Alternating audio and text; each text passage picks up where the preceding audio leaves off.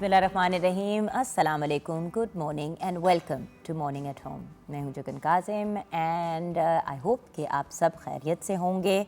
आज थोड़ी सी मेरी तबीयत डाउन है। आई थिंक फाइनली लाहौर की जो ठंड है वो मुझे लग ही गई है, लेकिन खैर ये तो इम्पॉसिबल बात है कि आप लोगों से डेली मुलाकात ना हो, चाहे देर हो सवेर हो, तबीयत ख़राब हो, व्हाटएवर। सो आपके सामने आज फिर हाजिर हूँ with morning at home. Viewers, सबसे पहले तो हम अपने शो का आगाज़ करेंगे कुछ ग्रेट पर्सनालिटीज़ को ट्रिब्यूट पेश करते हुए। आपको पता है कि जब भी किसी की बर्थडे होती है या डेथ एनिवर्सरी होती है तो हम ज़रूर ट्रिब्यूट पेश करने की कोशिश करते हैं। तो सबसे पहले मैं बात करना चाहूँगी महनाज़ बेगम की। हमारे मुल्क की बल्कि इंटरनेशनली रिनाउंड फेमस सिंगर महनाज़ बेगम साहिबा की आज डेथ एनिवर्सरी है। आप एक बेहतरीन सिंगर थी। 1958 में आप पैदा हुई। आपने सिंगिंग की एजुकेशन अपनी मदर से ली। महनाज़ बेगम ने फ़िल्म, रेडियो और टेलीविज़न के लिए 2500 से ज़्यादा यानी कि 2500 प्लस गज़लें और गीत गाए। ठुमरी, दादरा और ख़याल गायकी में आप एक्सपर्टीज़ रखती थी। आपने गज़ल गायकी में अपना अलग ही मकाम बनाया। आपको निगार अवार्ड से भी नवाजा गया, लाइफ टाइम अचीवमेंट अवार्ड भी आपको हासिल हुए एंड आप हम सब से जुदा हुई 19 जनवरी 2013 में। सो दुआ है कि अल्लाह ताला आपके दर्जात बुलंद फरमाए। A great artist, a great legend artist जो अब हमारे साथ नहीं है। इस तरह व्यूज़ एक ऐसी पर्सनैलिटी जिनकी हम कल बात कर रहे थे जब वासिफ़ अली वासिफ़ साहब की डेथ एनिवर्सरी थी, मंटो साहब की भी कल डेथ एनिवर्सरी थी, तो जब उनकी बात हो रही थी तो हमारे गेस्ट्स ने मुन्नू भाई का नाम लिया। आज 19 जनवरी है और आज मुन्नू भाई की डेथ एनिवर्सरी है। मुन्नू भाई एक बेहतरीन पोइट, राइटर, कॉलमिस्ट, जर्नलिस्ट और प्ले राइट थे। आप 6 जनवरी 1933 को वज़ीराबाद में पैदा हुए। आपका असल नाम जो है वो मुनीर अहमद कुरैशी था। आप गरीबान के नाम से कॉलम लिखते थे और आपने उर्दू के अलावा पंजाबी लैंग्वेज में भी पोइट्री की जिसे लोगों ने बेपनाह पसंद किया। मुन्नू भाई ने पाकिस्तान टेलीविज़न नेटवर्क के लिए भी बहुत से मेमोरेबल प्लेज़ लिखे। आपने सोना चांदी, गुमशुदा, खूबसूरत और आशियाना जैसे एवरग्रीन प्लेज़ भी लिखे। आपकी डेथ 19 जनवरी 2018 को हुई और लाहौर में आपकी डेथ हुई। अल्लाह ताला से दुआ है कि आपके दर्जात को बुलंद फरमाएं और आपकी फ़ैमिली के लिए भी हमारी कंडोलेंसेस। और जहाँ पे इन दोनों ग्रेट लोगों को याद कर रहे हैं, एक ऐसे सुपरस्टार जिनको एक बेहतरीन एक्टर, डायरेक्टर और प्रोड्यूसर होने का टाइटल हासिल था, सुधीर लाला की भी आज डेथ एनिवर्सरी है। आपका असल नाम शाह ज़मान ख़ान आफरीदी था, लेकिन आपको लाला सुधीर के नाम से सब जानते थे। आपने उर्दू और पंजाबी फ़िल्मों में बहुत काम किया और आप पाकिस्तानी पहले एक्शन हीरो भी थे। आपने काउंटलेस मूवीज़ की और जब हम अपने पेरेंट्स वगैरह से बात करते हैं तो वो बड़ा क्लियरली सुधीर लाला को याद करते हैं, लाला सुधीर को याद करते हैं। आपकी फ़ेमस मूवीज़ में दुपट्टा, माही मुंडा, बागी और भी बहुत सी फिल्म्स शामिल हैं। दुआ है कि अल्लाह ताला आपके दर्जात को बुलंद फरमाए, आमीन। तो ये तो वो लोग हैं जो आज के दिन हमसे जुदा हुए। अब पढ़ते हैं अपने आज के टॉपिक की तरफ। व्यूअर्स, आज हम साउंड थेरेपी और आवाज़ यानी कि साउंड की अहमियत पे या इम्पोर्टेंस पे हम बात करेंगे। एक्चुअली सबसे पहले तो ये बात ज़रूर कहूँगी कि जो लोग सुन सकते हैं वो बहुत ही खुशकिस्मत हैं, क्योंकि बहुत से ऐसे लोग हैं दुनिया में जिनके पास सुनने की सलाहियत नहीं है। और हम जो लोग सुन सकते हैं वो अपने आप को डेफिनेटली बहुत खुशकिस्मत कंसिडर करें, क्योंकि साउंड का, आवाज़ का हमारी ज़िंदगी में बहुत ज़्यादा इम्पोर्टेंस भी है और ये बहुत मेजर चेंजेस, पॉजिटिव और नेगेटिव भी हमारी लाइफ में लेके आता है। कभी मूड ख़राब हो, इंसान बाहर बाग में जाए, वहाँ पे चिड़ियों की चहचहाने की आवाज़ हो, एक रिलैक्स सा एटमॉस्फेयर हो, वो चिड़ियों की चहचहाने की आवाज़, गिरते पत्तों की आवाज़, वो जो विजुअल और ऑडियो फीलिंग होती है वो इंसान को बहुत रिलैक्स कर देती है। अब अगर आप नॉर्दर्न एरियाज़ में जाएं तो वहाँ पे पानी गिरने की जो आवाज़ होती है और जो खामोशी होती है वो भी एक तरह की आवाज़ होती है और वो भी इंसान के ऊपर बड़ा सूदिंग इफ़ेक्ट रखती है। अब ऐसी भी सिचुएशन होती है जहाँ पे हम कुछ ऐसी आवाज़ें या साउंड सुनते हैं जो हमें बहुत डिस्टर्ब करते हैं। जैसे अगर हम चीखों की आवाज़ सुने या बहुत ज़्यादा ट्रैफिक की और शोर की आवाज़ आए तो ये हमें मेंटली डिस्टर्ब भी करती है, हमारे मूड को बड़े अजीब तरीके से इफ़ेक्ट करती है। सो आवाज़ की और साउंड की हमारी ज़िंदगी में बहुत ज़्यादा वैल्यू है और इसलिए बहुत इम्पॉर्टेंट है कि हम राइट साउंड्स को सुने। अगर इंसान डिप्रेस्ड है या लो है तो अच्छी मौसीकी सुने जिसमें वर्ड्स भी पॉजिटिव हो और वो सूदिंग हो, तो वो इंसान को डिप्रेशन से निकालने में मदद करती है। अगर इंसान एंग्जाइटी से गुज़र रहा है, बहुत ज़्यादा अपसेट है, किसी बहुत बड़े प्रॉब्लम से गुज़र रहा है और उस दौरान loud heavy metal type music या रैप सुनना शुरू कर दे तो उनकी एंग्जाइटी या टेंशन बढ़ सकती है। खैर, साउंड की क्या वैल्यू है, साउंड थेरेपी क्या है, वाइट नॉइज़ और ब्राउन नॉइज़ क्या होता है, ये सब आज के शो में हम अपने गेस्ट से जानेंगे। लेकिन अब बढ़ना है हमने आगे टूवर्ड्स अपना रॉयल का सेगमेंट, और उससे पहले 042992000648 पे आप कॉल कर सकते हैं। मॉर्निंग एट होम हमारा फेसबुक का पेज है। आइए चलते हैं, शेफ़ माहम तनवीर अब हमारे साथ हैं। अस्सलाम वालेकुम। वालेकुम पाम, कैसी हैं? अल्लाह का शुक्र है। आप बताइए कि आप ठीक ठाक हैं? ठीक हो। अच्छा, आपको कौन सा साउंड सबसे ज़्यादा पसंद है? ज़रा सूदिंग हो, मज़े का हो, लाइट। अगर मैं अकेली हूँ तो मैं थोड़ा सा लाइट म्यूज़िक सुनना पसंद करूँगी। अगर मैं फ्रेंड्स के साथ हूँ थोड़ा हल्ला गुल्ला। हल्ला गुल्ला टाइप, क्योंकि जिस सिचुएशन में हम होते हैं उस सिचुएशन के मुताबिक अगर म्यूज़िक सुना जाए तो वो एक थेरेपी का भी काम करता है। और इसीलिए हमने सोचा कि आज साउंड थेरेपी पे बात करेंगे, क्योंकि लोग एक्चुअली रियलाइज़ नहीं करते कि साउंड की कितनी अहमियत है हमारी ज़िंदगी में, और राइट तरीके से अगर साउंड का इस्तेमाल करें तो ये एक्चुअली हमारी मदद भी कर सकता है। ओके, सो आज हम बना क्या रहे हैं? आज हम बना रहे हैं देगी चिकन और देगी चिकन कौरमा और देगी राइस। ऑसम, तो चलते हैं अपनी रेसिपीज़ की तरफ। देगी चिकन कौरमा के लिए चाहिए चिकन 1 किलो, घी 1 कप, प्याज 2 अदद, टमाटर 4 से 5 अदद, अदरक लहसुन का पेस्ट 2 खाने के चम्मच, नमक हस्बे जायका, सूखी मिर्च का पाउडर 1 खाने का चम्मच, हल्दी पाउडर 1 चाय का चम्मच, ज़ीरा पाउडर आधा चाय का चम्मच, धनिया पाउडर आधा चाय का चम्मच, गरम मसाला पाउडर 1 खाने का चम्मच, कौरमा मसाला 1 पैकेट, हरा धनिया और नींबू गार्निश के लिए। हमने एक पतीली में आधा कप या 1 कप ऑयल डालकर या घी डालकर उसमें हमने प्याज को सुनहरा ब्राउन कर लेना। उसमें फिर हमने अपनी चिकन डालकर उसको फ्राई कर लेना। उसके बाद हमने अदरक लहसुन का पेस्ट डालकर उसको 2 से 3 मिनट के लिए कुक करना है। उसके बाद हमने टमाटो प्यूरी ऐड करनी है, उसमें सारी सीजनिंग ऐड कर देनी है। सीजनिंग में हम मसाला जात में हम नमक, सुर्ख मिर्च, हल्दी पाउडर और धनिया पाउडर और ज़ीरा पाउडर इस्तेमाल करें। उसमें हमने सारे मसाले डालकर उसके बाद हमने उसको दही फेंटी हुई डालनी है हल्की आंच पे, उसको अच्छे से भूनना है। भूनने के बाद उसमें हमने गरम मसाला और कौरमा मसाले का पैकेट डालकर उसको अच्छे से भून लेना। जैसे घी सेपरेट होगा तो उसमें हमने जूलन कटी हुई हरी मिर्चें, हरा धनिया और लेमन स्लाइसेस डालकर सर्व करना है देगी राइस के साथ। देगी राइस की रेसिपी है चावल 1 किलो, खड़े मसाले 1 खाने का चम्मच, हरी चिकन पाउडर 1 खाने का चम्मच, हरी मिर्च 2 खाने का चम्मच, नमक हस्बे जायका, सिरका 1 खाने का चम्मच, मेवा 1 खाने का चम्मच, जर्दा रंग 1 चाय का चम्मच। हमने चावलों को सोक कर लेना है। सोक करने के बाद हमने एक पतीली में आधा कप ऑयल डालकर उसमें हमने हरी मिर्चें और चिकन पाउडर को अच्छे से फ्राई करना है। हल्का सा सोटे होगा जैसे ही तो उसमें हमने चिकन पाउडर और मेवा डालकर पानी डालना। पानी खड़े मसालों को हमने पहले कुक करना है और चिकन पाउडर बाद में डालना है। यस, चिकन पाउडर को हमने ब्राउन नहीं करना। चिकन पाउडर को हमने ब्राउन नहीं करना। उसके बाद हमने पानी डालकर उसको अच्छा सा बॉयल देना है। उसमें हमने सिरका और नमक डालकर उसको जोश दे के चावल डाल देने। जैसे ही पानी खुश्क होगा तो हमने उसको दम दे देना 10 से 12 मिनट के लिए, और फिर हमने उसको कौरमे के साथ सर्व कर देना। Amazing, sounds awesome, looking forward to eating it also. छोटी सी ब्रेक की तरफ जाएंगे, ब्रेक के बाद जब वापस आएंगे तो बात करेंगे साउंड थेरेपी की।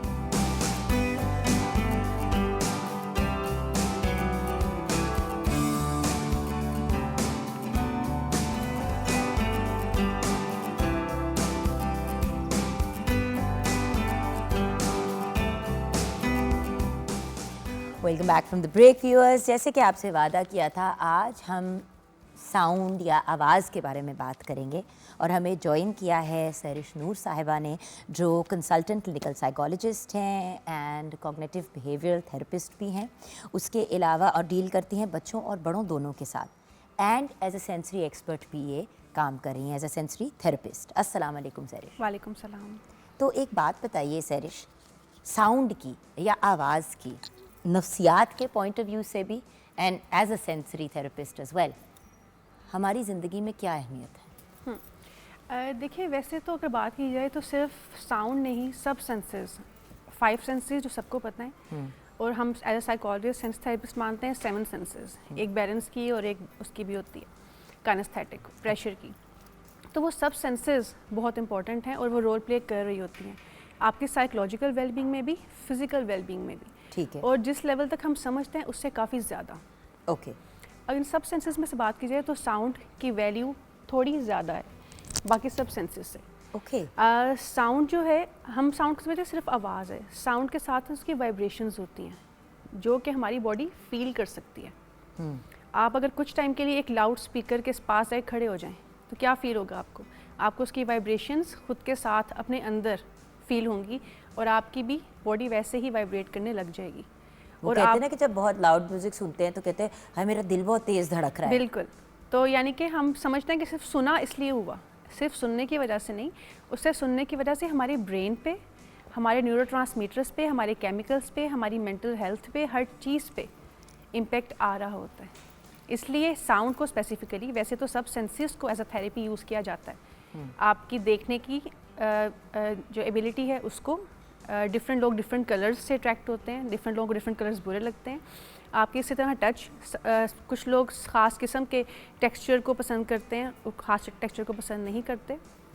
इसी तरह आपकी बाकी फ़ील करने की स्मेल्स, कुछ स्मेल्स बहुत अट्रैक्ट करती हैं, कुछ टेस्ट बहुत करते हैं। लेकिन जब एक बंदा मेंटली डिस्टर्ब है, साइकोलॉजिकली नॉर्मल कंडीशंस थोड़ा सा हट के है, तो उसके ये सेंसेस मज़ीद डिस्टर्ब हो जाती हैं। इसीलिए बाकी सब सेंसेस को भी यूटिलाइज़ किया जा सकता है उसको एक नॉर्मल और हेल्दी वेलबींग में लाने के लिए। लेकिन साउंड थेरेपी जो है, साउंड को मतलब साउंड से हम लोगों को हील भी कर सकते हैं, यानी कि सुकून भी पहुंचा सकते हैं। बिल्कुल। साउंड में जो है, देखिए आपने वैसे नॉर्मली देखते हैं कि हम जब एक पीसफुल फील करना चाहते हैं तो अक्सर हम खुद से एक स्लो, एक काम डाउन म्यूज़िक प्ले कर लेते हैं। Even when you go in some restaurants तो अक्सर वहाँ पे calm down slow music play हो रहा होता है। बहुत कम जगह पे आपको फास्ट और बहुत लाउड म्यूज़िक सुनने को मिले, तो साउंड हीलिंग का तो कर रहा होता है। और ये अब से नहीं है, बहुत इनिशियल टाइम से साउंड को एज अ थेरेपी, साउंड को एज अ हीलिंग यूज़ किया जा रहा है। बुद्धिस्ट जो थे वो इसको यूज़ करते थे अपने जो है मेडिटेशन जो उनकी थी, जैसे वो बैठते थे उसमें स्पेसिफिक साउंड्स को वो प्ले करते थे साथ, जिसके थ्रू वो फोकस मेंटेन करते थे। उसके बाद भी इजिप्ट में भी, तिब्बत में भी बहुत एनिशियन टाइम, सेंचुरीज एगो, डिफरेंट साउंड्स को डिफरेंट बॉडी की हीलिंग के लिए, फिजिकल हीलिंग के लिए। क्योंकि सबसे पहले कहते थे कि आप चुप हो जाएं, आप साइलेंट हो जाएं, इंसान खुद चुप हो जाए और सुने। और फिर सुनने का भी ऐसा माहौल क्रिएट किया जाता था कि जिससे इंसान की रूह को, जहन को सुकून मिलता था। तो इसलिए साउंड का जो है हीलिंग जो प्रोसेस है वो बहुत अरसे से चलता आ रहा है और डिफरेंट साउंड्स डिफरेंट तरह से आपको हील करने में हेल्प आउट करती हैं। आप कैसे हेल्प करती हैं लोगों को साउंड थेरेपी से? देखिए, हम जो ज़्यादा मतलब कौन सी चीज़ के लिए किस चीज़ को आप सूटेबल कंसिडर करती हैं? जैसे मैंने बताया कि साउंड के थ्रू फिज़िकल एंड मेंटल दोनों तरह से हेल्प मिलती है। साउंड्स की डिफरेंट फ्रीक्वेंसीज होती हैं जो डिफरेंट तरह से ऑपरेट करती हैं। वैसे जो माना जाता है, जो आइडियल फ्रीक्वेंसी कह लें या जो अर्थ की फ्रीक्वेंसी है, हर इंसान की भी फ्रीक्वेंसी है। वैसे तो हर चीज़ दुनिया में वाइब्रेट कर रही है एक स्पेसिफिक फ्रीक्वेंसी के साथ, और हमारी बॉडीज़ भी वाइब्रेट करती हैं। हम कहते हैं ना डिफरेंट वाइब्स फील हुई, उसके वाइब्रेशंस मेरी वाइब्रेशंस से मैच हुई, तो वो सब चीज़ें एग्जिस्ट करती हैं। 432 हर्ट्ज़ की जो फ्रीक्वेंसी है वो अर्थ की फ्रीक्वेंसी है और उसको माना जाता है कि उस फ्रीक्वेंसी पे हमारी बॉडी एक आइडियल बैलेंस मेंटेन करती है। We feel physically and mentally balanced and well when we are around 432 hertz. तो वो किस चीज़ के होते हैं? वो डिफरेंट म्यूज़िक में वो फ्रीक्वेंसी प्रोड्यूस की जा सकती है। देखिए, साउंड थेरेपी एक स्पेशलाइज्ड फील्ड है, इसके स्पेसिफिक इंस्ट्रूमेंट, स्पेसिफिक वे में इसको डिज़ाइन किया जाता है। हम ऐसे नहीं कर सकते लेकिन बहुत ज़्यादा एक्सपर्टीज़ के बाद कि हम घर में खुद से वो साउंड्स प्रोड्यूस करने लग जाएं। अदरवाइज़ इसके लिए स्पेसिफिक डिज़ाइन किए गए हैं कि कौन कौन से इंस्ट्रूमेंट्स आप ऐड करेंगे। उसमें डिफरेंट जो बाउल्स होते हैं वो होते हैं उसके अंदर, डिफरेंट जो है ट्यूनिंग फॉक्स होते हैं, डिफरेंट किस्म के इंस्ट्रूमेंट्स जो हैं वो यूज़ करके डिफरेंट फ्रीक्वेंसीज प्ले की जा रही होती हैं और डिफरेंट फ्रीक्वेंसीज आपकी बॉडी में डिफरेंट जो है वो इफ़ेक्ट छोड़ रही होती हैं। ये तो प्रॉपर एक सेपरेट साइंस है। बिल्कुल, ये बहुत डिटेल्ड साइंस है, लेकिन अनफॉर्चुनेटली इस पर बहुत ज़्यादा काम हमारे यहाँ पाकिस्तान में नहीं किया जा रहा। क्योंकि जो ऑटिस्टिक बच्चे हैं उनके लिए बड़ी स्पेशल किस्म की साउंड थेरेपी ही इस्तेमाल की जाती है उनको हैंडल करने के लिए, एंग्जाइटी के पेशेंट्स के लिए, डिप्रेशन के लोगों के लिए, जो बाइपोलर हैं उनके लिए। बिल्कुल, मतलब साउंड का तो बहुत ज़्यादा इम्पैक्ट होता है, लेकिन हम उसके बेनिफिट्स नहीं लेते। लोग फ़ौरन ही ना मेडिसिन की तरफ चले जाते हैं। ऐसे ही है क्योंकि आजकल एक कहते हैं कंपटीशन का दौर और जल्दी जल्दी हीलिंग चाहिए होती है हमें, क्योंकि we have so much to do. खुद पे फोकस कम है और आप इर्द गिर्द फोकस ज़्यादा है, तो हम खुद के अंदर ही कि हमारी बॉडी को, हमारे माइंड को क्या चाहिए, हम उस पर फोकस नहीं करते। बट जो इंसान परेशान है, डिप्रेस्ड है या बीमार है, वो तो फ़ौरन ही चाहेगा ना कि वो बेहतरी की तरफ जाए। क्योंकि देखिए आहिस्ता आहिस्ता बेहतर होने से, एकदम से आपकी तबीयत बेहतर हो जाए वो ज़्यादा अच्छा महसूस होता है। और शायद इसीलिए लोग कहते हैं कि भाई कोई मेडिसिन दे दो, हमें सेट कर दो। ये लंबी चौड़ी चीज़ों में हम पढ़ नहीं सकते। लेकिन देखिए जो आते हैं ना फ़ौरन से इम्पैक्ट्स, वो फ़ौरन से चला भी जाता है, वो शॉर्ट टर्म होते हैं। जो लॉन्ग टर्म होता है उसको टाइम लगता है। जैसे कि सब जो साइकोलॉजिकल ट्रीटमेंट्स हैं, it takes time and your effort.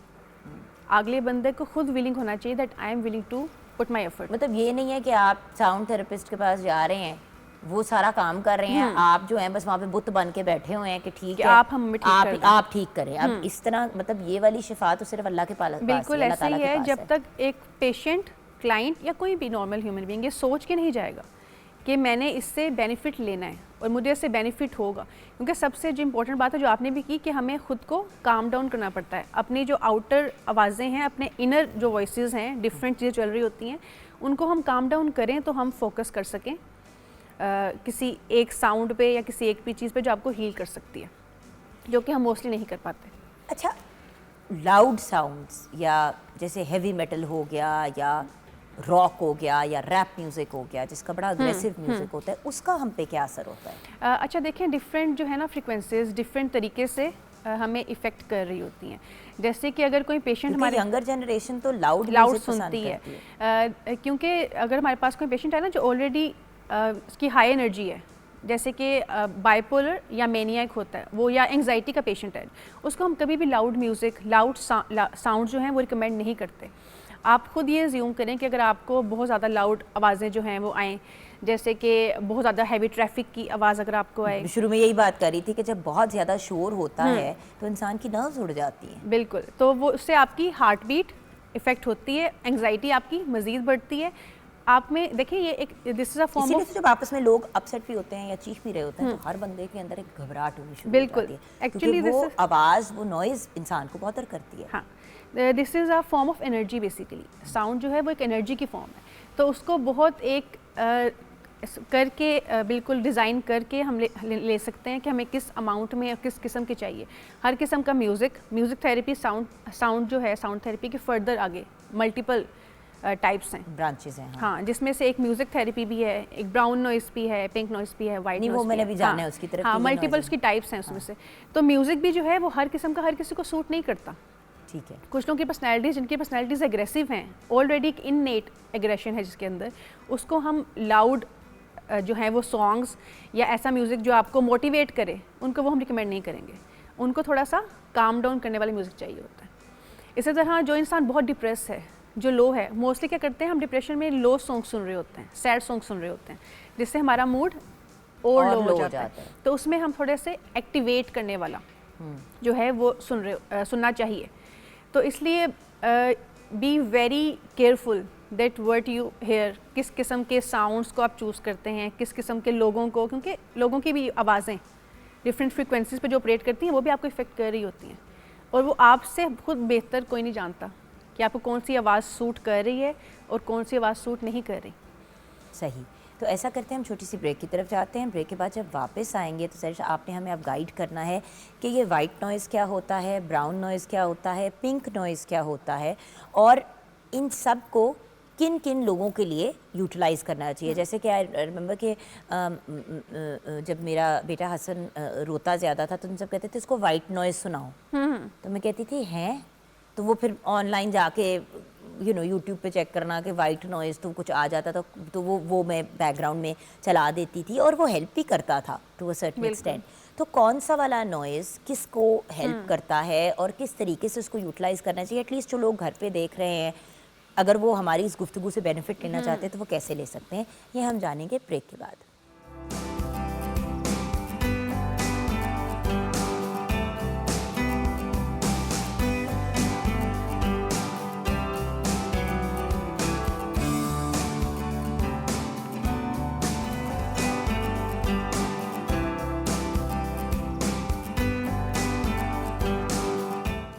Welcome back from the break viewers. Sarish Noor हमारे साथ हैं। आज एज अ सेंसरी थेरेपिस्ट हम इनसे बात कर रहे हैं। वैसे तो आप कंसल्टेंट क्लिनिकल साइकोलॉजिस्ट भी हैं एंड CBT प्रैक्टिशनर हैं, dealing with adults and children with psychological problems. तो इसी बात को, साइकोलॉजिकल प्रॉब्लम्स को या लर्निंग डिसेबिलिटीज़ को या डिफ़िकल्टीज़ को आगे ले जाते हुए, क्या साउंड, आवाज़ से हम थेरेपी दे सकते हैं ऐसे लोगों को, और किन लोगों के लिए मुफीद होती है? देखिए, बच्चों में अक्सर रिपोर्ट करते हैं पेरेंट्स कि मेरा बच्चा फोकस नहीं कर पा रहा होता, और जब बुक खोलता है उसका ध्यान डिफरेंट जगहों पे होता है, और वो काम, एक जो 15 मिनट्स का काम है वो 1 आवर में, 2 आवर्स में कंप्लीट करता है। ये हर घर की कहानी है। एक तो वो हर घर में कोई एक ऐसा बच्चा होता है। वैसे तो स्क्रीन टाइम की वजह से, ओवरऑल माहौल की वजह से वो चेंजेस आई हैं, लेकिन एक उनको खुद से डिफ़िकल्टी होती है फोकस करने में कुछ बच्चों को, क्योंकि हमारे माइंड में जो है न्यूरोट्रांसमीटर्स हैं डिफरेंट, हमारे ब्रेन के कनेक्शंस हैं डिफरेंट, जो हमें हेल्प करते हैं कनेक्शन बनाने में अपना वर्ल्ड के साथ, अपना प्रेजेंट के साथ, और फोकस करने में हेल्प करते हैं। हमारे दिमाग में एक डोपामिन जो न्यूरोट्रांसमीटर है, उसके थ्रू हम जो है मोटिवेशन फील करते हैं या हम किसी चीज़ पे फोकस कर पाते हैं। जब कोई भी साउंड, कोई भी नॉइज़ मौजूद ना हो, बिल्कुल खामोशी हो, हम बच्चों को अक्सर खामोशी में बिठा देते हैं, तो बच्चा जो है वो अपनी ही सोचों के अंदर गुम हो जाता है। हम अपनी ही सोचों में एब्जॉर्ब हो जाते हैं और फोकस नहीं कर पाते, वो काम कंप्लीट नहीं कर पाते। लर्निंग डिसेबिलिटीज़ के बच्चों को अगर साउंड थेरेपी या स्पेसिफिक फ्रीक्वेंसीज दी जाएं, तो उससे क्या होता है कि जो डोपामिन है वो उस फ्रीक्वेंसी में इन्वॉल्व हो जाता है, और फिर बच्चे का ब्रेन जो है वो बेहतर तरीके से वर्क कर सकता है, उसका फोकस, उसकी अटेंशन इंप्रूव हो जाती है। अच्छा, बट ये सेपरेटली किया जाता है या ये मतलब जैसे कि पढ़ा रहे हैं तो उसके दौरान आपने उसके दौरान ही, मतलब अच्छा। आप बच्चा जब पढ़ रहा है उसके दौरान ही वो म्यूज़िक प्ले किया जाएगा साथ, वो जो फ्रीक्वेंसी स्पेसिफिक सेट की गई है उस फ्रीक्वेंसी पे वो म्यूज़िक, वो साउंड या नॉइस कह लें, उसको प्ले किया जाएगा, जिसके थ्रू इस पे प्रॉपर रिसर्च की गई है, और रिसर्च से ये काम देखा गया कि जो बच्चा काम कंप्लीट नहीं कर पा रहा था, उसने वही काम फिर 15 मिनट्स में कंप्लीट किया, उसको जितनी देर में करना चाहिए। हाँ, जो नॉर्मल एक फंक्शनिंग लेवल है वो उसने अचीव किया। इसलिए हम लर्निंग डिसेबिलिटीज़ के साथ जो बच्चे हैं जिनको मसला आ रहा है फोकस का, अटेंशन का, उन पे हम ये साउंड थेरेपी के थ्रू इम्प्रूवमेंट ला सकते हैं। अमेजिंग। अच्छा, अब डिफरेंट, मैंने वाइट नॉइज़ का तो बहुत सुना था, लेकिन pink noise and brown noise के बारे में पहली दफ़ा ही सुना है, तो ये डिफरेंट किस्म के नॉइजेस क्या होते हैं? अच्छा, देखिए, वैसे जब नॉइज़ का वर्ड आता है ना हमारे जहन में, तो हमें एक शोर। अनप्लेजेंट फीलिंग आती है, जैसे शोर, जैसे दिस इज़ समथिंग नेगेटिव और नेगेटिव एसोसिएशन है। तो ऐसा नहीं है। जैसे मैंने पहले कहा कि एक नॉइज़ का एक लेवल जो है मेंटेन करना इन्वायरमेंट में ज़रूरी है। हम खुद भी देखते हैं कि जब कोई नॉइज़ हमें नहीं सुनाई दे रहा, तो हम अपनी ही एक सोचों के समुंदर के अंदर ही कहीं खो जाते हैं, और हमें समझ नहीं आती कि हम कहाँ पे मौजूद हैं, हमारी सेंसेस प्रॉपर वर्क नहीं कर सकती।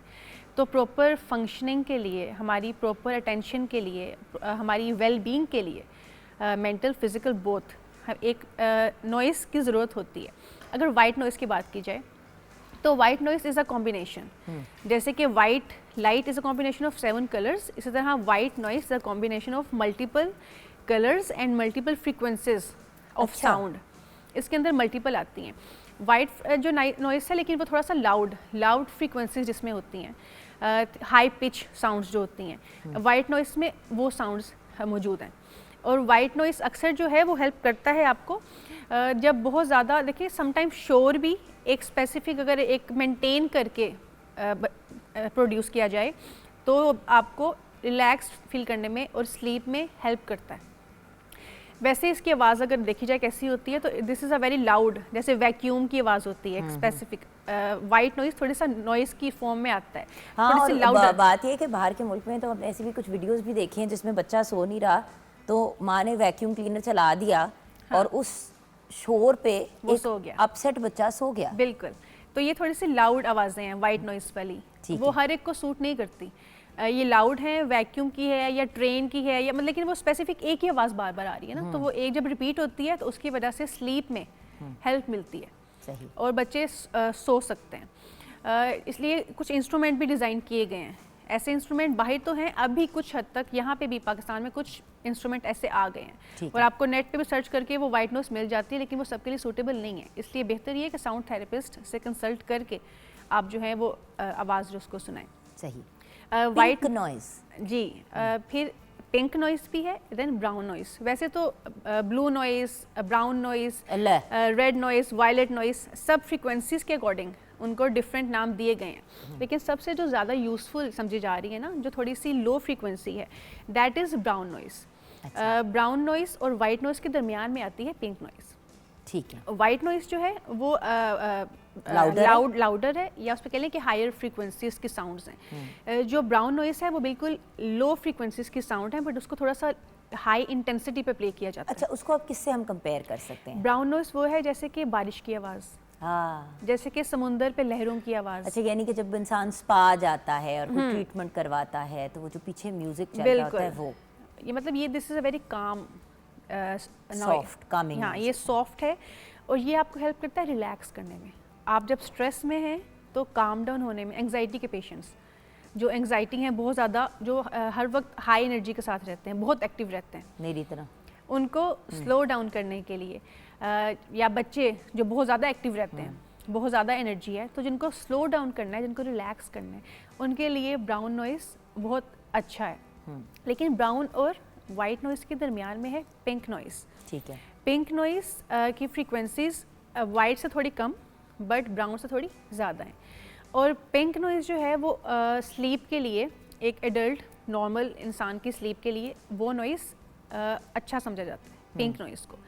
पिंक नॉइज़ ऐसे है जैसे कि कभी टीवी ऑन करें, सिग्नल्स ना आ रहे हो तो उस पर जो आवाज़ आती है, यस करके हाँ, तो मतलब थी आप तो ऐसा होता ही नहीं है। बारिश से थोड़ी सी तेज़, लेकिन वैक्यूम और ट्रेन वो उससे थोड़ी सी स्लो, और ये एक आम बंदे को जो नॉर्मल है उसको स्लीप में, रिलैक्स करने में, स्ट्रेस रिलीज़ करने में हेल्प कर सकती है। तो आप अच्छा, कितनी इंटरेस्टिंग बात है कि जब हम छोटे होते थे और टीवी पे जब वो करके आवाज़ इस तरह करके स्नो जैसी आ रही थी स्क्रीन पे तो हम लोग इरिटेट होते थे, जबकि टेक्निकली इट्स सपोज टू काम यू डाउन।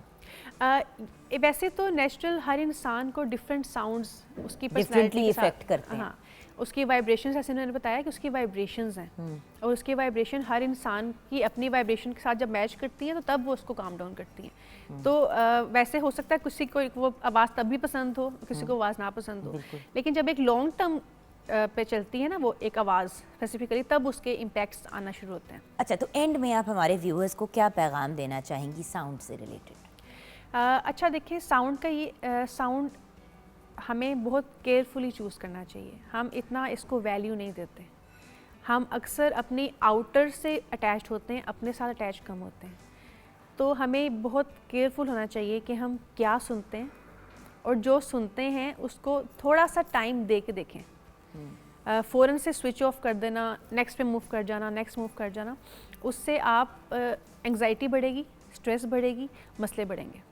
बिल्कुल। अगर इसको प्रॉपर वे में यूज़ किया जाए तो बहुत सारे physical problems and mental problems दोनों को साउंड हील कर सकती है।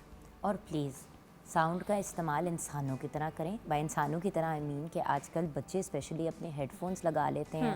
अब तो वो वायरलेस वाले आ गए हैं, कान में लगा के फुल वॉल्यूम पे ऊंचा ऊंचा म्यूज़िक सुन रहे होते हैं, हाई एनर्जी फील करने के हाई लिए। एनर्जी फील करने के लिए। लेकिन उसके सिर्फ इफ़ेक्ट्स आपके माइंड पे नहीं बल्कि आपके ईयर ड्रम्स पे और आपके कानों आपकी पे भी ओवरऑल पड़ते बॉडी हैं पे आते हैं। और आपकी पूरी बॉडी पे उसके असरात आते हैं। सो थोड़ा सा पेरेंट्स को भी मॉनिटर करना चाहिए कि अगर बच्चे कुछ सुन रहे हैं तो ये भी चेक करें कि किस वॉल्यूम पे। अब तो अक्सर फ़ोन्स पे भी जब आप वॉल्यूम बहुत ऊंची करते हैं तो वो एक मैसेज आ जाता है कि भाई इसके बाद अब आपके कान पे डैमेज होना शुरू हो जाएंगे।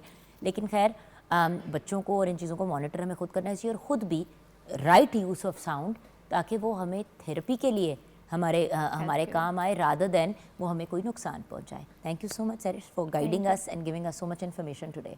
Thank you so much. छोटी सी ब्रेक के बाद वापस आएंगे।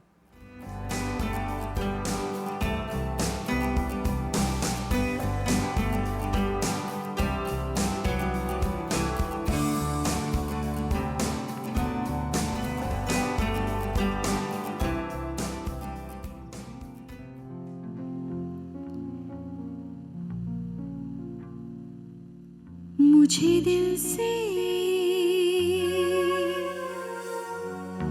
न भुलाना, चाहे रोके ये ज़माना।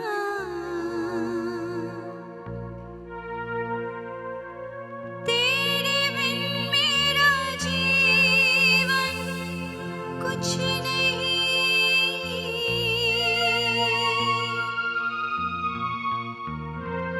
तेरे बिन मेरा जीवन कुछ नहीं, कुछ नहीं। मुझे दिल से न भुलाना, चाहे रोके ये ज़माना। तेरे बिन मेरा जीवन कुछ नहीं,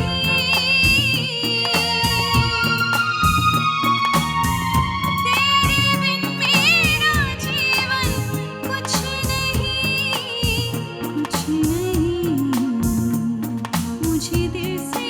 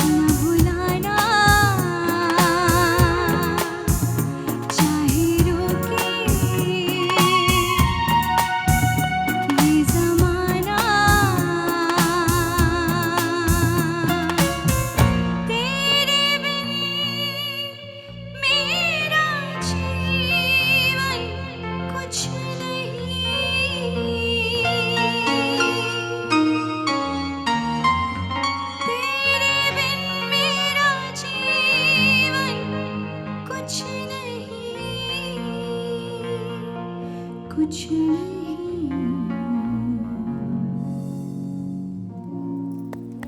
क्या बात है, एब्सोल्युटली ब्यूटीफुल और very talented and very brilliant सारा रजा खान हमारे साथ हैं। आइए आइए आइए, क्या बात है सारा, यू आर एब्सोल्युटली फैबुलस।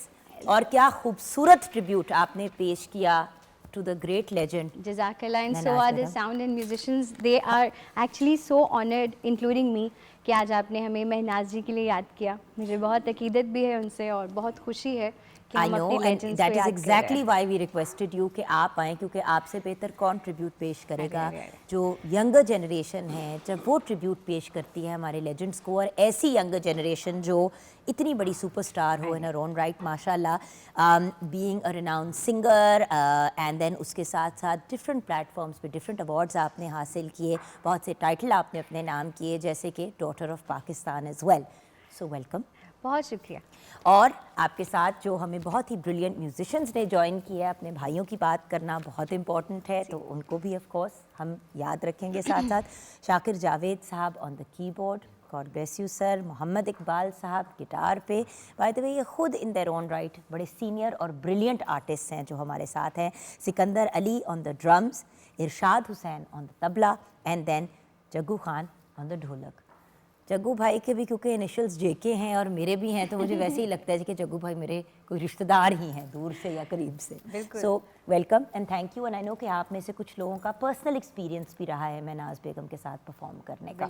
सो और आगे इन सबके साथ जो हमें आवाज़ दे रहे हैं असद भाई on the sounds and Rafi भाई, ये बड़ा इंपॉर्टेंट हमारे बिल्कुल, फीचर्स हैं। हाँ। और महनाज जी के साथ तो मेरा ख्याल है कि इकबाल सर ने खुद प्ले किया। मैं उनकी सारी फुटेजेस जब याद करने के लिए देख रही थी तो ही वाज देयर तो प्लेइंग वहाँ विद हर। कहीं ना कहीं नज़र आ रहे थे, बिल्कुल। अच्छा, and then we have the very talented and very brilliant Farah Tufail. आज हमने इनको भी इसलिए बुलाया क्योंकि 4 साल ये गायब थी मीडिया से, and being a brilliant actor कुछ हमें भी क्यूरियोसिटी थी कि बीबी तुसी कित्थे गए, तो शुक्र है तुसी वापस भी आ गए। नहीं, माशाल्लाह से गई अकेली थी और वापस आई हूँ, तो 2 बच्चे हैं अब मेरे माशाल्लाह। तो एक 3 साल का बेटा है, एक 1 साल की बेटी है। लेकिन आपको पता है वो एक्टिंग का कीड़ा आपको तंग करता रहता है, तो एक प्रोजेक्ट की कॉल आई लाहौर के लिए, तो फिर बस कराची मूव हो गई हुई थी। फिर एक प्रोजेक्ट करने लाहौर आई, तो मैंने आपने भी बुला ही दिया। तो बच्चा पार्टी कहाँ है? बच्चा पार्टी सेट पे होता है तो तूफान ना मचा होता है यहाँ पे। हाँ, बट बच्चा पार्टी भी लाहौर लाए हो नहीं, साथ? लाहौर है वो नानों के पास इस वक्त। ना, ये भी तो बड़ा फायदा है ना, कराची में आप रहें, आप वहाँ पे भी काम कर सकते हैं। अगर आप लाहौर आती हैं तो फिर आप आराम से बच्चों को नानों के पास छोड़े और कहें चले अब आप संभालें। ऐसे ही है, अब वो कुछ अटैच ड्यूटी है अल्हम्दुलिल्लाह, और वो कोई मसला नहीं हो रहा। लेकिन मेरा फर्स्ट एक्सपीरियंस था बच्चों के बाद ये वाला प्रोजेक्ट, लेकिन अल्लाह का शुक्र है सब मैनेज हो रहा है, कोई मसला अमेजिंग। नहीं। Well, we are glad you are back. एंड जब हम बात करते हैं स्टार्स की और सेलिब्रिटीज़ की, पहले कुछ महनाज बेगम की बात करते हैं, उसके बाद फिर आपके रिस्पेक्टिव करियर्स पे भी बात करेंगे। आपका उनके साथ एक बड़ा प्यारा और बड़ा एक इंटरेस्टिंग सा बॉन्ड है, उसके बारे में बताओगे ज़रा?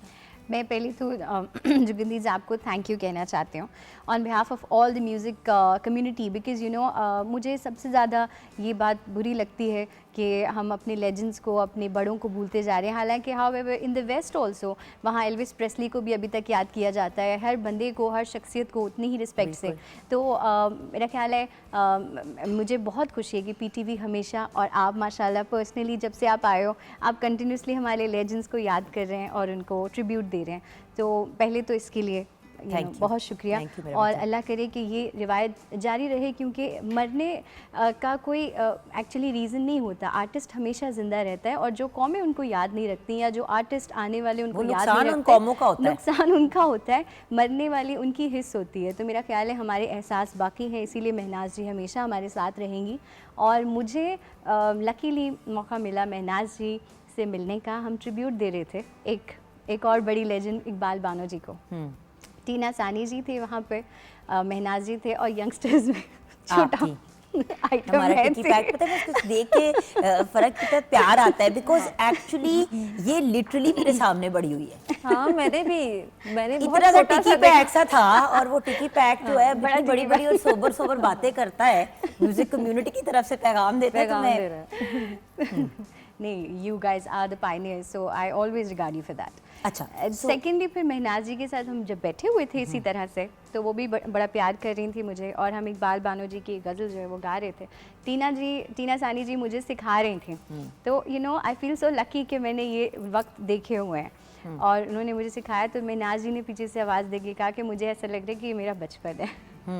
तो that was such a big compliment coming from Mahnaz ji itself कि ये मुझे अपने बचपन जैसी लग रही है। बट देन आपने फिर बहुत से महनाज जी के गाने एज ट्रिब्यूट्स याद भी किए। बहुत ज़्यादा, बल्कि उनकी मुलाकात से पहले से ही अच्छा, उनकी मुलाकात से पहले से ही मैं अच्छा, मैं महनाज समझी जी कि को- इतनी इंस्पायर हुई आप कि आपने कहा कि यू नो इनके मैंने को होता है ना, कभी कभी किसी से मुलाकात होने के बाद आप ज़्यादा उनसे अटैच हो जाते हो। ज़्यादा मैं अटैच हो जाती हम ज़ाहिर बात है, जब वो इतना प्यार दें तो और मज़ा आता है और खुशी होती है। लेकिन हमेशा से मामा चूँकि कैसेट लगा के मुझे सुनाती थी, तो मुझे वो याद है कि महनाज जी के फ़िल्मी गाने बहुत ज़्यादा हमने सुने। माला जी और मेरी मुलाकात जिन से हुई उसमें रेशमा जी हैं जिनके साथ मेरी मुलाकात हुई और मैंने उनको बजाते खुद ट्रिब्यूट पेश किया। मेहंदी हसन खान साहब को मैंने ट्रिब्यूट दिया उनके सामने बैठ के, and he smiled because he was so you know उनकी तबीयत उस वक्त ऐसी थी, लेकिन जब उनके चेहरे पे मुस्कुराहट आई, मैंने गज़ल गाई थी बात करनी मुझे मुश्किल कभी ऐसी तो न थी, क्योंकि वाकई उस वक्त बात करना बड़ा मुश्किल था उनके सामने गाना। लेकिन ये है कि महनाज जी और ये हमारे जो लेजेंड्स हैं, ज़ुबैदा खानम जी, ये मेरा ख्याल है उनके लास्ट लम्हात थे। Right after few months I heard the news of a demise, but ये है कि आई हैव बीन लकी कि मैंने उनको विटनेस किया और उन्होंने मुझे सुना और दुआ दी, और बात उनकी है। दुआएं हैं जो मैंने गाया है। अमेजिंग।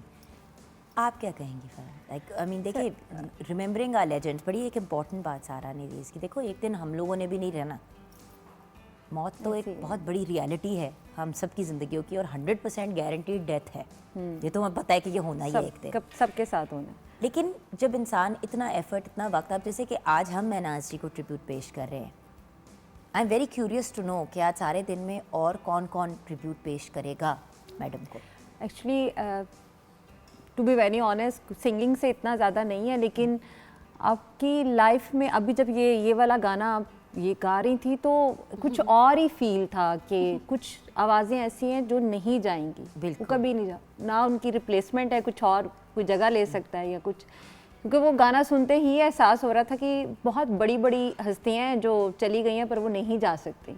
और वाकई एक नूरजहां जी, महनाज जी, इन सब को जब भी आज भी सुनते हैं, जो भी उनका वो होता है, वो हमारी, मैं ये नहीं कहती कि उन्होंने अच्छा नहीं गाया, ये नहीं, लेकिन वो एक चीज़ें हैं जो उनकी जगह कोई नहीं ले सकता। बिल्कुल बहुत सही। लेजेंड है हमारे। खैर, I liked her rendition of it also, it was absolutely beautiful. बल्कि ऐसा करते हैं कि खूबसूरत सा पैकेज महनाज जी का देखते हुए ब्रेक की तरफ जाते हैं। ब्रेक के बाद जब वापस आएंगे तो ऑफ कोर्स मज़ीद आपसे ट्रिब्यूट लेते हुए हम वापस आएंगे, एंड देन आप लोग भी अपने रिस्पेक्टिव करियर्स में आजकल क्या कर रहे हैं ये भी जानना बहुत ज़रूरी है।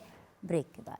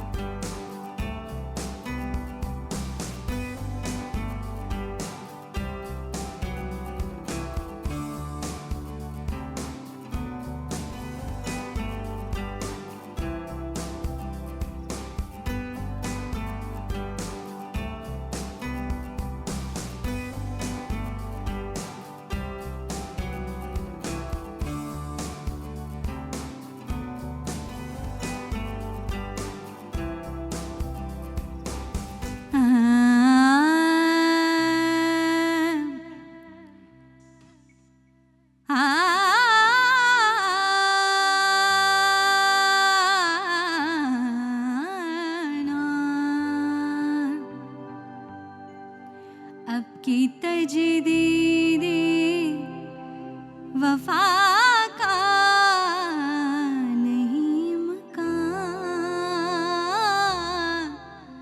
जाना,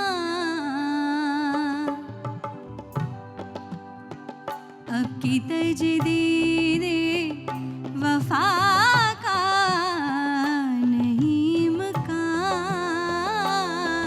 जाना, याद क्या तुझको दिलाए, याद क्या तुझको दिलाए, तेरा पैमान जाना की तजदीदे वफा का नहीं मकान जाना।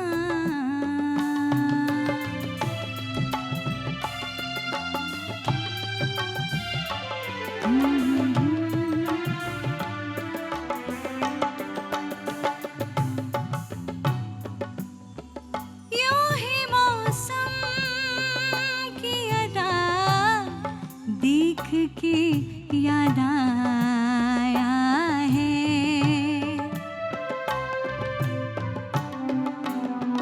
यूं ही मौसम की अदा देख के याद आया है, किस कदर जल्दी बदल जाते निशान जाना की तजदीदे वफा का नहीं मकान जाना।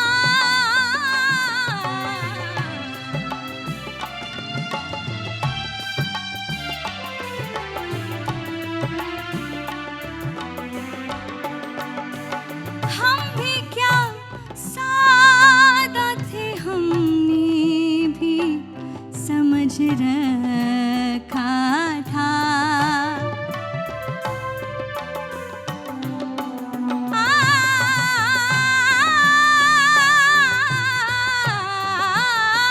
हम भी क्या सादा थे, हमने भी समझ रखा था, गमी दौरां से जुदा है गमे जाना,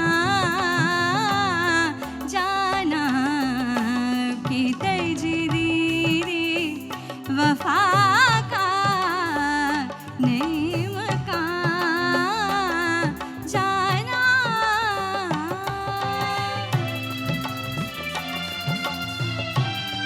बहुत खूब, बहुत खूब।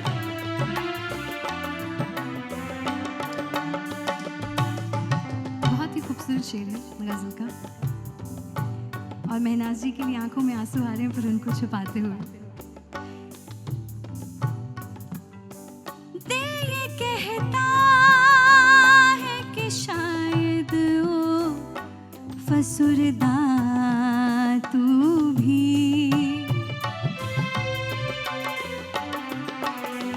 दिल ये कहता है कि शायद हो, दिल ये कहता है कि शायद हो फसुरदा तू भी, दिल की क्या बात करे दिल तू है नादान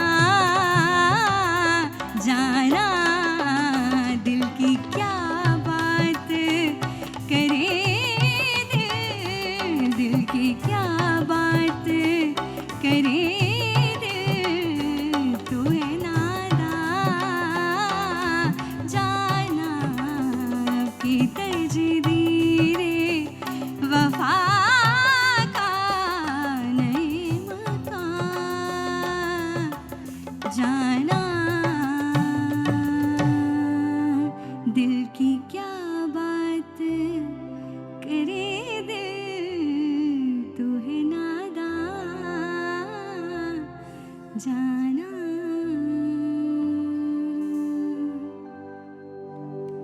what a beautiful tribute to Mahnaz Thank Begum. you. खुश Thank रहो, you. आबाद Thank रहो। you. बहुत शुक्रिया। बाकायदा जज़ाकल्लाह। मुंह चूमने को दिल चाह रहा था इस जज़ाकल्लाह, बच्चे का। thank you, thank माशाल्लाह you. माशाल्लाह। और पता है मुझे सबसे प्यारी बात ये लग रही थी कि इनकी अम्मी वहाँ पे कितने मतलब तवज्जो से और गौर से आंखें बंद करके सुन रही थी, और मैंने बरा को इशारा किया, मैंने कहा उधर देखें ज़रा, ये माँ होती है। और मैं ज़रा से अगर फ्रेम से हट के बैठी होंगी ना तो मैं उनको को इससे एक्चुअली नहीं परफॉर्म किया जाता अम्मी के बगैर। मैं ये बात बड़े कॉन्फिडेंस के साथ कहती हूँ, क्योंकि कभी अम्मी ज़रा लेफ्ट राइट हो जाए तो ये गाते हुए ढूंढ रही होती है। तो बिल्कुल सामने बैठे अच्छा फरा, what's your relationship like with your mother? इसकी तो खैर रिलेशनशिप विद अम्मी लेजेंडरी है ना, नहीं, मुझे अभी- फेमस है, ये तो अक्रॉस द बॉर्डर से बात चलती है। सारा का तो पता नहीं कितने बहन भाई हैं। मेरी अम्मी ने काफी माशाल्लाह से लाइन लगाई हुई ओ, थी माशाल्लाह, ना, माशाल्लाह। तो वो टाइम से फिर सबको टाइम देना। तो खैर मैं सबसे छोटी थी और सबसे लाडली थी, तो मेरे साथ भी शुरू में अम्मी आया करती थी। अम्मी ने बहुत टाइम, मैं आती थी छोटी सी थी तो मेरे साथ आती थी। अभी भी छोटी सी वो फरा को अभी नहीं, तक अब बड़ी मेरे तो नहीं हुई। छोटे-छोटे हैं। अभी तक तो बड़ी नहीं हुई। अभी तक आप दोनों मुझसे छोटे छोटे लग रहे हैं वैसे पतले पतले से। नहीं, आप तो बहुत ही छोटे। योरसेल्फ मैं मारूंगी। अच्छा, हाँ। तो अम्मी का अभी भी है, वो कहते हैं ना मेरे से ज्यादा वो सूद नालों वो क्या वो सूद प्यारा होता है, वो जो कोई एक पंजाबी के है, मुझे वो सही तरह, तो वो मेरे से प्यार शिफ्ट होकर ना वो मेरे बच्चों की तरफ चला गया हुआ है। क्या अब बात है। उनकी वजह से मुझे डांट पड़ती है अम्मी से। पर माँ तो माँ है। माँ तो माँ है, एंड ये वही वाली बात है ना, अब कराची चली गई हो तो मिस भी करती नहीं, मेरे होगी। बच्चे हुए ना, मैं अम्मी से कहती थी कि अम्मी जब अली पैदा हुआ था तब नहीं, बड़ा बेटा है मेरा, जब जैनब पैदा हुई है ना अम्मी मुझे फिर से आपसे प्यार हो गया। अम्मी कहती चल शुक्र है अल्लाह का सदके क्योंकि जाओ। जब आप खुद माँ बनते हैं ना तो आपको एहसास होता है। बिल्कुल, and God bless your mother, Allah उनको जिंदगी दे, सेहत दे, सबको अल्लाह और सेहत, आपके सर तंदुरुस्ती पे दे, हमेशा सलामती उनको रखे। सलामत रखे, आमीन। अच्छा, हमने एक कॉल भी लेनी है, क्योंकि जब महनाज बेगम की बात हो रही है तो मैडम को ट्रिब्यूट पेश कर रहे हैं।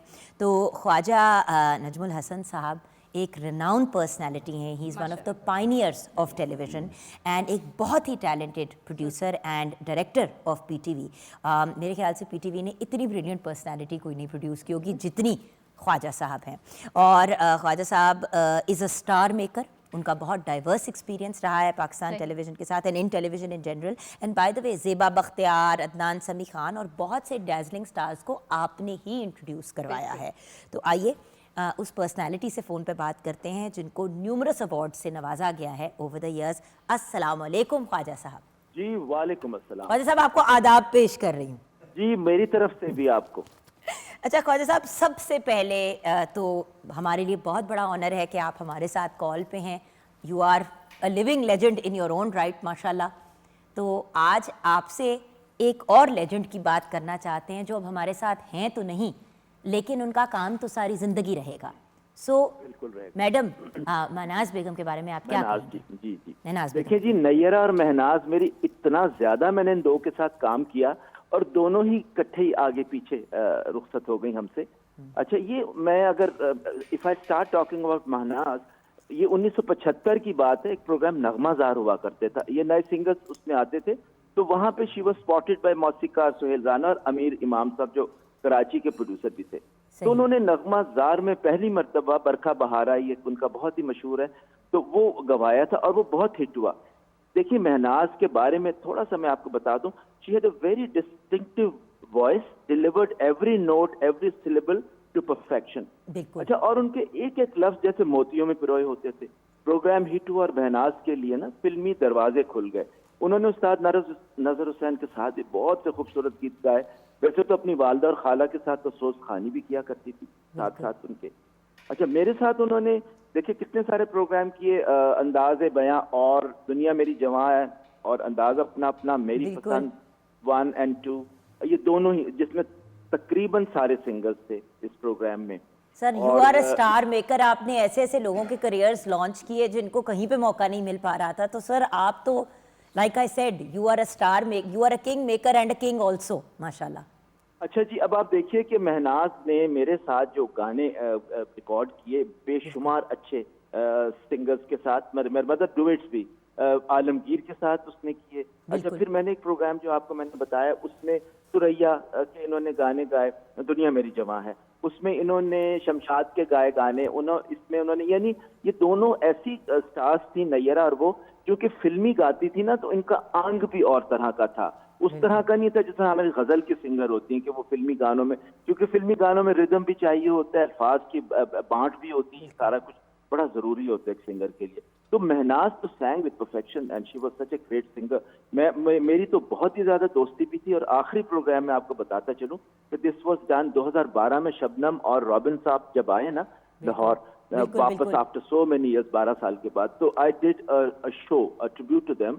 तो उसमें लकीली दोनों ही थे, महनाज भी और आलमगीर भी, और दोनों ने डुएट भी गाए, तो मेरी जिंदगी हो, अगर आपको याद हो, वादा करो साजना, ये दोनों गाए। अच्छा, अब दोनों बेचारे आरजे में थे, किडनीज के मसले थे दोनों को। आलमगीर ने तो खैर अमेरिका से जाके अपनी किडनी रिप्लेस करा ली, मगर उस दिन प्राइम मिनिस्टर आए हुए थे, और जब वो उठ के गए तो महनाज ने कहा मुझे किडनी का मसला डायलिसिस।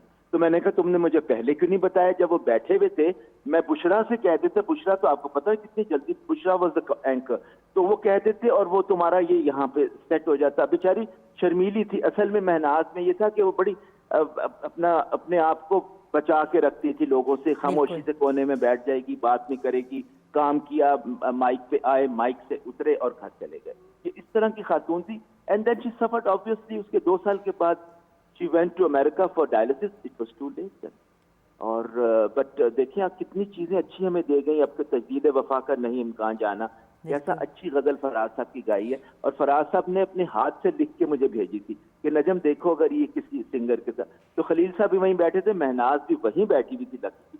मैंने कहा महनाज देखो अगर ये तुम्हें पसंद आए, and she sang and that was immortal। आपको पता है But she really was a absolutely brilliant personality, और आप जैसी brilliant personality के साथ उनका जो एक experience रहा, वो I think it is absolutely the most beautiful and precious memories जो हमेशा आपके साथ भी रहेंगी। और आपने पाकिस्तान टेलीविज़न नेटवर्क को भी बहुत सी खूबसूरत मेमोरीज़ दी with Mehnaz Begum. Thank you so much sir. And यहाँ पे मैं जल्दी से जो है वो इकबाल भाई से भी पूछना चाहूँगी, मोहम्मद इकबाल साहब से, इरशाद हुसैन साहब से, जग्गू खान से, कि उनका महनाज जी के साथ कैसा एक्सपीरियंस रहा। वक्त कम है तो ज़रा। हाँ जी, अस्सलाम वालेकुम। अल्लाह उनको जन्नत में जगह अता फरमाए। मैं तो शुरू से उनके साथ स्टूडियो से काम करता आ रहा हूँ, और शोज़ भी हमने बड़े किए, टेलीविज़न की रिकॉर्डिंग, जितने ये ख्वाजा साहब ने प्रोग्रामों के नाम लिए, ये सब मैंने बजाए हैं। उनके प्रोग्राम ख्वाजा साहब के भी, फ़र्क बशीर साहब के भी हैं जी, जितने इन्होंने गाए, पीटीवी वर्ल्ड पे, इस्लामाबाद टेलीविज़न पे, रात गए, ये सब प्रोग्राम मैंने बजाए। जग्गू भाई ने भी बजाए हैं, इरशाद साहब ने भी, भाई साहब ने। तो शोज़ हम बहुत करते थे, म्यूजिशनों की बहुत इज़्ज़त करते थे। ख़ास तौर पे मैं नाम लूँगा अख्तर साहब का, जो कीबोर्ड प्लेयर थे, मास्टर सादक साहब के बेटे। उनसे बेतहाशा, और ताहिर भाई बाजा जो बजाते थे, उनसे भी बहुत। सब इकबाल साहब ढोलक वाले थे। ये हमारा ग्रुप था उनके साथ, जहाँ भी वो जाते थे हम साथ होते थे। टाइम के बहुत परफेक्ट थे, बिल्कुल टाइम से पहले शो पे आना है, और ऐसे ही म्यूजिशनों की स्टूडियो में भी ऐसे ही आके सब म्यूजिशनों को हॉल में मिलना है, सलाम दुआ करनी है, फिर रेसल वगैरह करनी। क्या बात। अच्छा, इरशाद भाई कुछ कहना चाहेंगे? बस सबसे पहले इकबाल साहब ने बहुत अच्छी बातें की, बहुत अच्छे जो म्यूजिशियन हैं उनके साथ उन्होंने काम किया। जैसे कि अख्तर साहब का नाम लिया, ताहिर साहब का मैंने बहुत कम काम किया उनके साथ। दुबई में एक शो था बहुत अच्छा, यहाँ तमासील में, जिस पे मैडम जी भी थी और नुसरत फ़तेह अली ख़ान साहब भी, ऐसे प्रोग्रामों में। तो इनकी आवाज़ के मुतल्लिक़ मैं कहूँगा कि मैडम जी के बाद ऐसी आवाज़ मेरे ख्याल में अभी तक फिल्मी दुनिया में नहीं आई अभी ऐसा। और सबसे ज़्यादा अच्छी बात, वो हम लोगों से, म्यूजिशनों से ऐसे प्यार करते थे जैसे मिलजुल जा, जैसे बहनों भाइयों जैसा प्यार था उनका। तो ये हमें उनसी बातें बहुत अच्छी लगती हैं। अल्लाह उनको जज़ाए खैर दे, अल्लाह उनके दर्जात बुलंद करे। शुक्रिया। जग्गू भाई बिल्कुल टाइम खत्म हो गया, जल्दी से शुक्रिया, बड़ी मेहरबानी। वो है ही अच्छी थी, लाजवाब थी। वो उसका एक सबूत आपने देख लिया कि सहरा जब गा रही थी तो उसने एक अंतरा दोबारा कहा, इसलिए कहा कि भी ऐसा काम कर गए कि ऐसा काम करना मुश्किल है। क्या बात है, क्या बात है जग्गू भाई, अल्लाह आपको खुश रखे, आपको ज़िंदगी दे, आप सबको सेहत दे। हमारे म्यूजिशियंस का भी बहुत शुक्रिया। जल्दी से Farah, I want to continue with acting now, क्योंकि ये एक बहुत इंपॉर्टेंट सवाल है जी, जो जी। बहुत से लोग पूछ भी रहे हैं कि अब वापस आ गई हो, अब मैं वापस आ गई हूँ और बस शुरू, अब फिर से शुरू। और अब हम सबसे पहले आपको कहाँ पे देखेंगे? सबसे अभी एक प्रोजेक्ट जो मैं लाहौर का कर रही हूँ अभी, वो थोड़ा क्योंकि उसके बारे में अभी बहुत ज़्यादा खुलकर बताने की इजाज़त नहीं है, पर बहुत अच्छा, बहुत बड़ा प्रोजेक्ट है, बहुत जल्दी आप लोग देखेंगे और पसंद करेंगे इंशाल्लाह। ऑसम। सारा, जी, वक्त ख़त्म हो गया है, क्या सुना के शो क्लोज करेंगे? और कुछ ये बता दो कि आजकल क्या आजकल भी बस ये है कि हमारे तो लाइव इवेंट्स होते हैं ज़्यादातर। मैं जो क्रिएटिविटी का काम है वो अपने यूट्यूब चैनल और फेसबुक पे कर रही हूँ, तो अगर आप मुझसे ज़्यादा मिलना चाहते हैं तो बस मेरा 6 मिलियन अभी हमारा बन चुका है, 6.5। बाकी आप लोग दुआ करें और सुनते रहें म्यूज़िक, क्योंकि मुझे तो प्यार है, I am a crazy musician, so I keep on doing सारा के लिए म्यूजिक। बहुत सी तालियां, हमारी सुपरस्टार के लिए। फाइनल ट्रिब्यूट फॉर महनाज जी की बहुत सारी यादें, लेकिन बस उनका अब एक खूबसूरत सा थोड़ा सा शोक गीत जो है वो मैं पेश करती हूँ।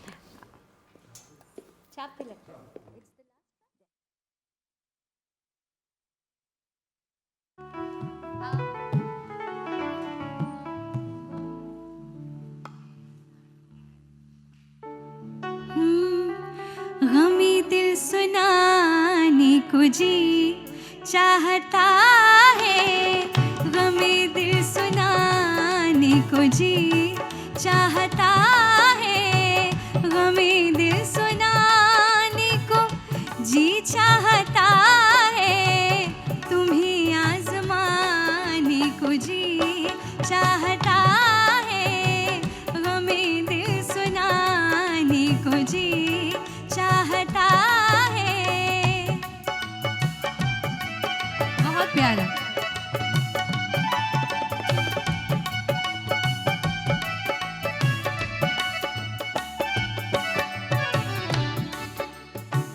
उन्हें हमसे कोई शिकायत नहीं है, उन्हें हमसे कोई शिकायत नहीं है, यूं ही रूठ जाने को जी चाहता है, यूं ही रूठ जाने को जी चाहता है। सुना है ये जब से बहुत दूर हो तुम, सुना है ये जब से बहुत दूर हो तुम, बहुत दूर जाने को जी चाहता है, गमे दिल सुनाने को जी चाहता है।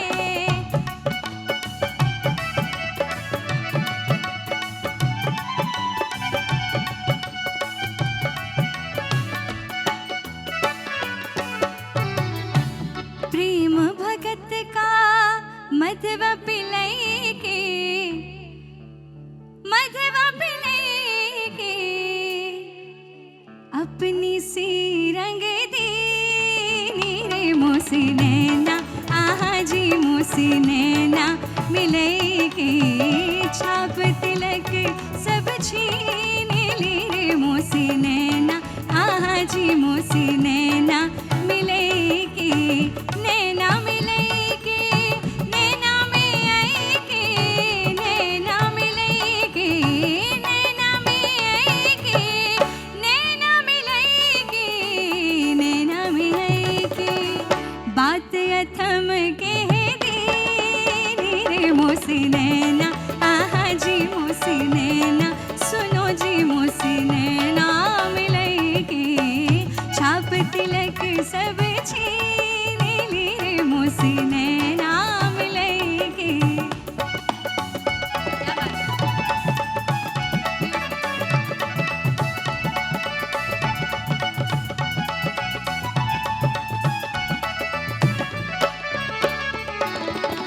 खुसरो निजाम के बल बल जाओ, बल बल जाओ, बल बल जाओ, बल बल